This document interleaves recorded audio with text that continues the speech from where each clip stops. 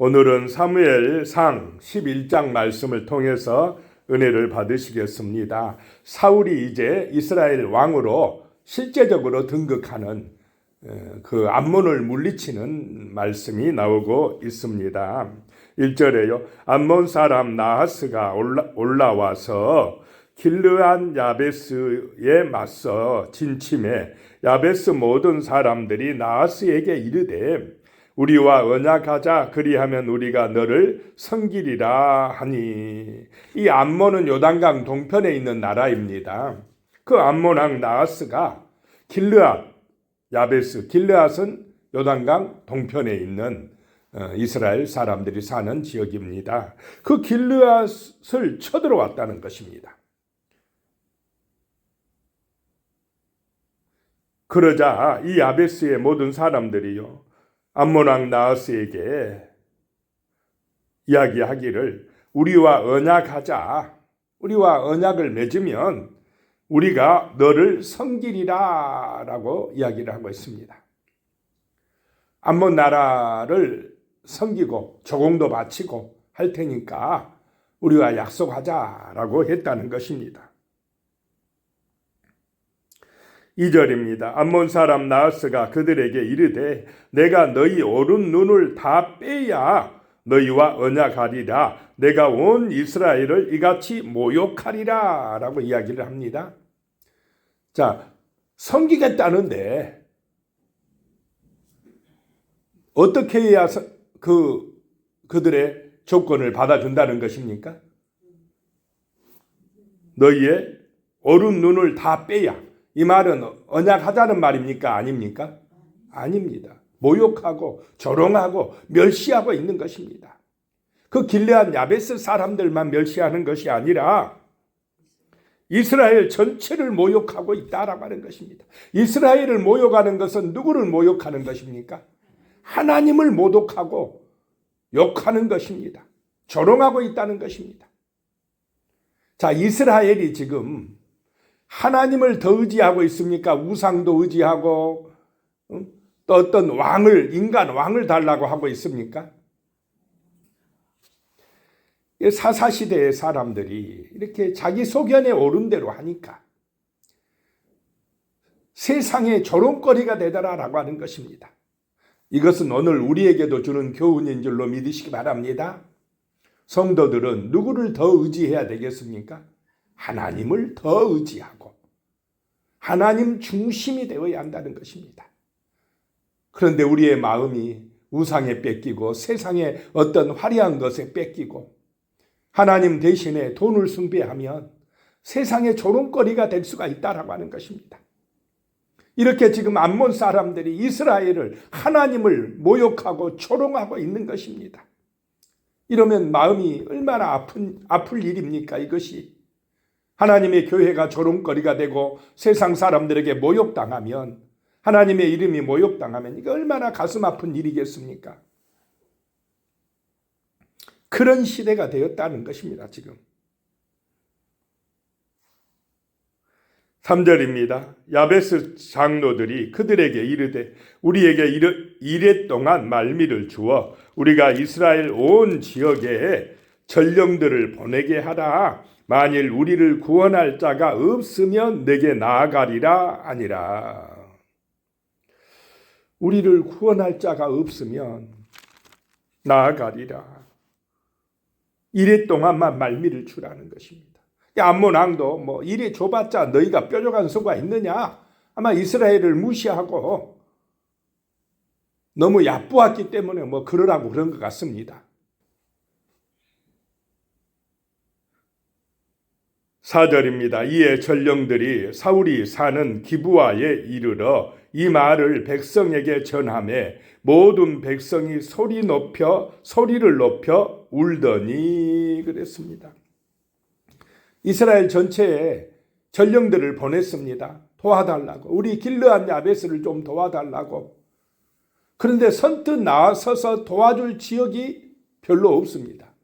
유대 지파 얼마나 셉니까? 에브라임 지파, 강한 지파여도 거기서 이 요단 동편 길르앗 사람들을 도와줄 만한 여력이 별로 없었는가 봅니다. 그런데 베냐민 지파 사울의 고향 기브아에도 그 전령들이 와서 소식을 전해줬다라고 하는 것입니다. 암몬이 쳐들어와서 길르앗 야베스 사람들의 눈을 다 뺀다 하더라. 이 말은 정말 가슴 아픈 소식이었습니다. 그래서 모든 백성이 소리를 높여 울었다는 것입니다. 기브아 사람들이 울었다. 모든 이스라엘이 울었다. 왜 웁니까? 야, 이제 우리도 죽었구나. 저 암몬이 길르앗 야베스만 치겠냐? 요단 동편으로 와서 요단강 건너와서 이 서편 지역도 이제 공격에 오겠지. 야, 우리 큰일 났다. 우리 망했다. 우리 죽었다.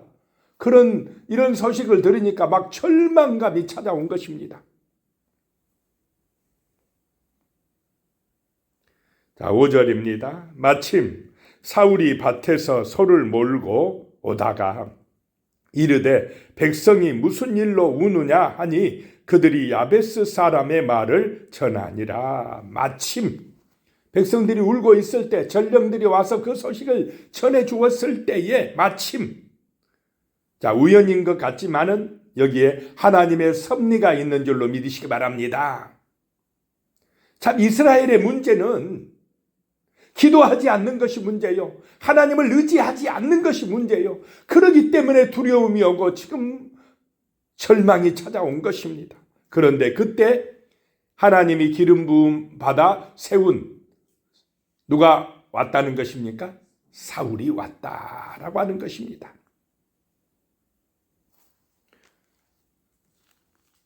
하나님께서 이스라엘의 요구대로 왕으로 선택하신 사울이 그 소식을 들었다라고 하는 것입니다.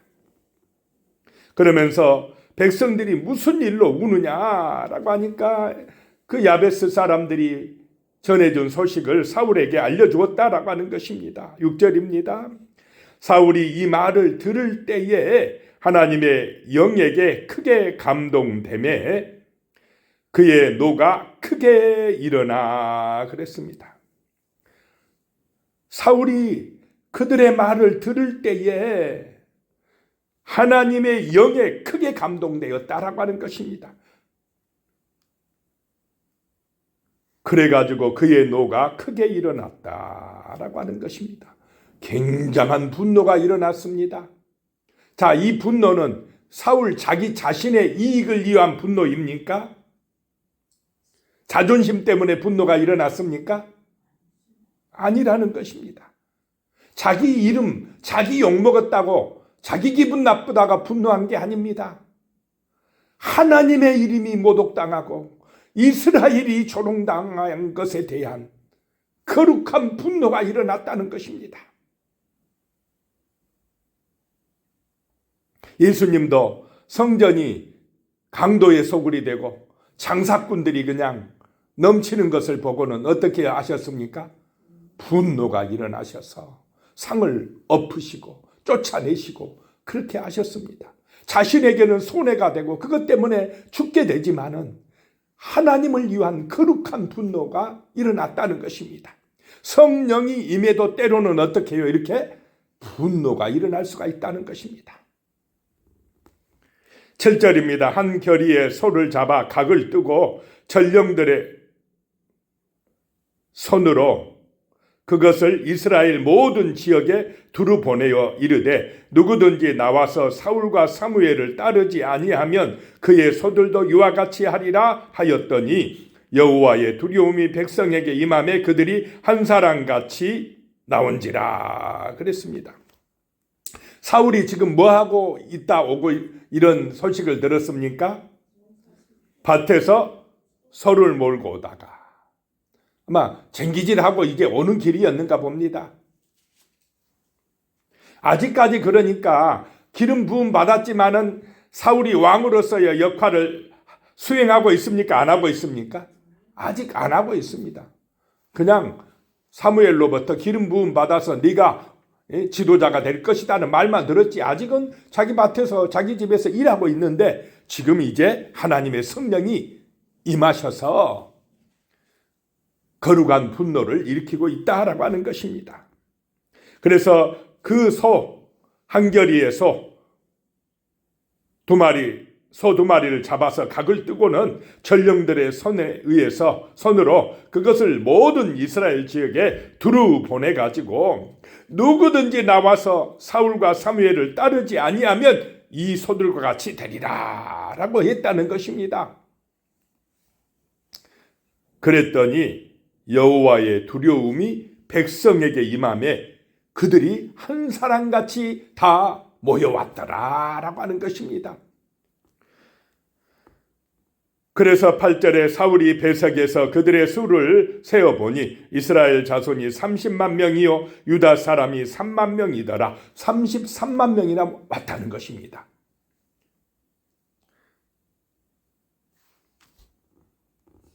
구절입니다. 무리가 와 있는 전령들에게 이르되 너희는 길르앗 야베스 사람에게 이같이 이르기를 내일 해가 더울 때에 너희가 구원을 받으리라 하라. 전령들이 돌아가서 야베스 사람들에게 전하매 그들이 기뻐하니라.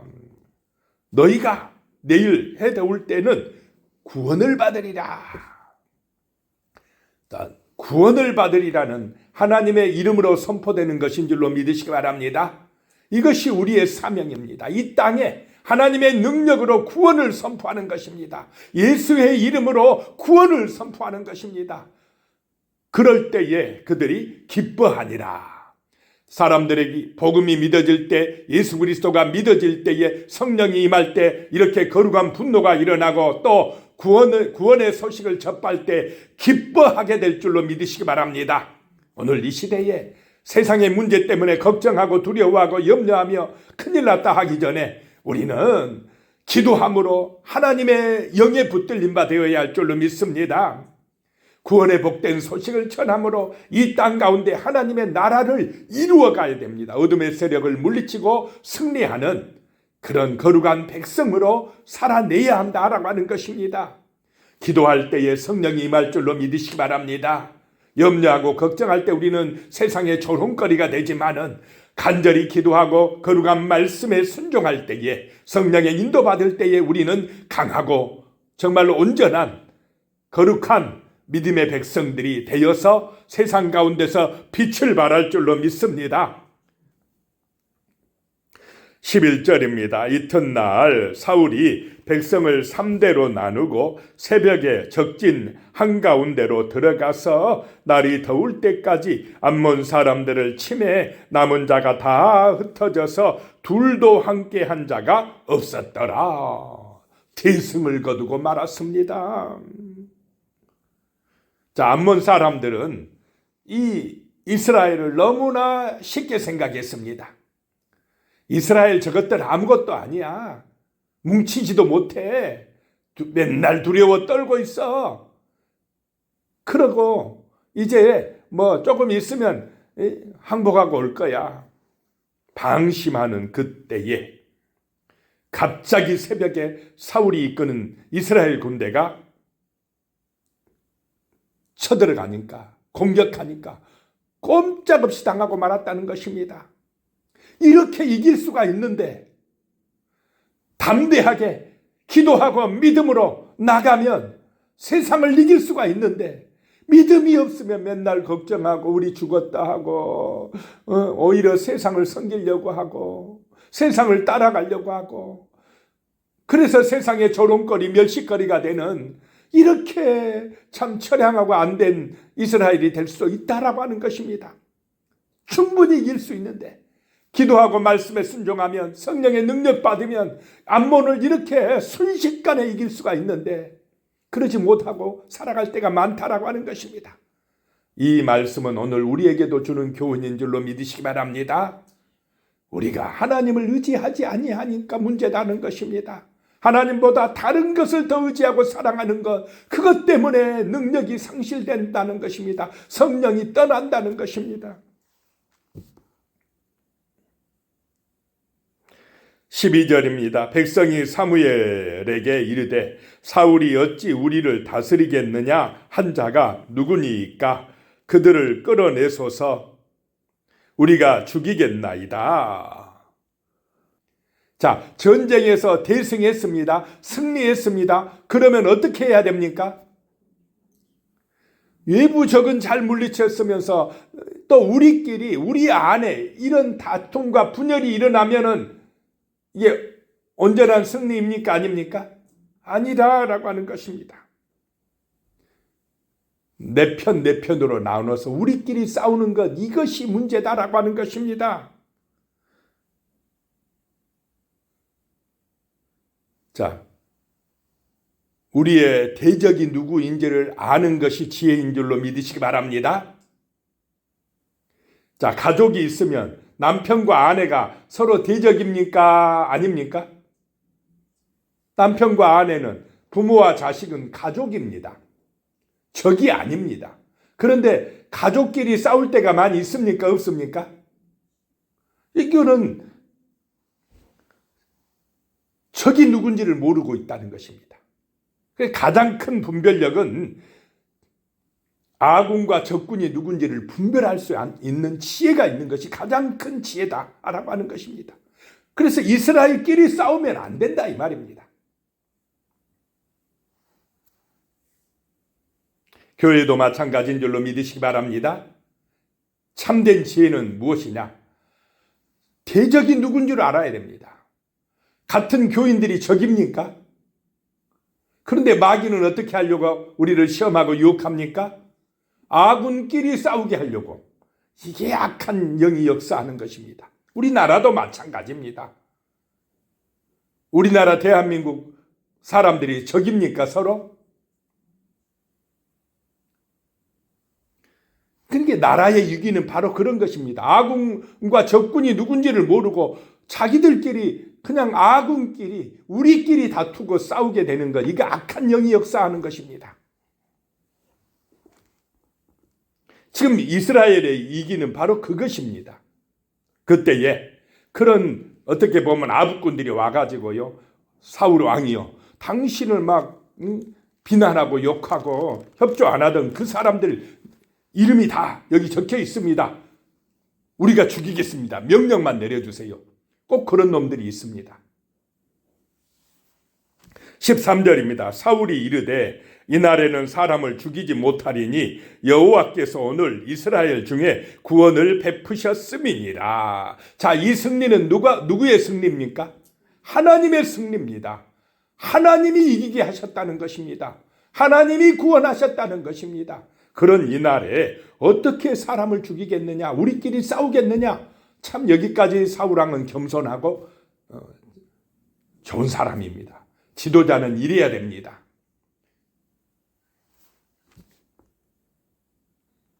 그 일을 덮어두고 누구에게 맡기고 있습니까?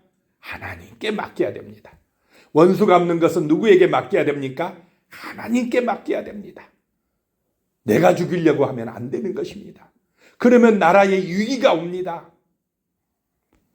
14절입니다. 사무엘이 백성에게 이르되 오라 우리가 길갈로 가서 나라를 새롭게 하자. 사무엘이 백성들에게 이제 우리가 길갈로 가서 나라를 새롭게 하자라고 하는 것입니다. 이 길갈은 요단강 건너왔을 때, 여호수아와 함께 요단강 건너왔을 때 제일 먼저 하나님 앞에 그 12돌을 쌓고 기념비를 쌓고 예배했던 곳입니다. 애굽의 수치를 벗어버리자라고 했던 곳입니다. 그리고 할례를 행하여서 이제 하나님의 백성이다라고 다시 한번 인친 곳, 그 길갈에 가서 우리가 나라를 새롭게 하자 이 말입니다. 온전히 하나님께 의지하고 예배하고 하나님께 영광 돌리자. 우리 다 같이 이제 세상 두려워하지 말고 하나님 중심으로 살아가자. 새롭게 하자라고 말씀하고 있습니다. 15절에 모든 백성이 길갈로 가서 거기서 여호와 앞에서 사울을 왕으로 삼고 길갈에서 여호와 앞에 화목제를 드리고 사울과 이스라엘 모든 사람이 거기서 크게 기뻐하니라. 이스라엘 백성들이 사울을 왕으로 삼고 하나가 되어서 화목제를 드리고 크게 기뻐하니라. 새롭게 된 줄로 믿으시기 바랍니다. 기도하겠습니다. 하나님 아버지 은혜입니다. 하나님의 놀라운 사랑입니다. 아버지 하나님이여, 정말로 우리의 적이 누구인지를 분별할 수 있는 지혜를 주시고, 정말 우리끼리는 서로 화목하고 하나 되어서 하나님께 영광 돌리는 그런 은혜가 우리 가족에게도 임하고, 우리 교회에도 임하고, 우리 나라 민족에게도 임하게 역사하여 주시옵소서. 예수님의 이름으로 기도드리오며, 이제는 우리 주 예수 그리스도의 은혜와 하나님 아버지의 무한하신 사랑과 성령의 교통하심이 영원히 함께 하시기를 축원하옵나이다. 아멘.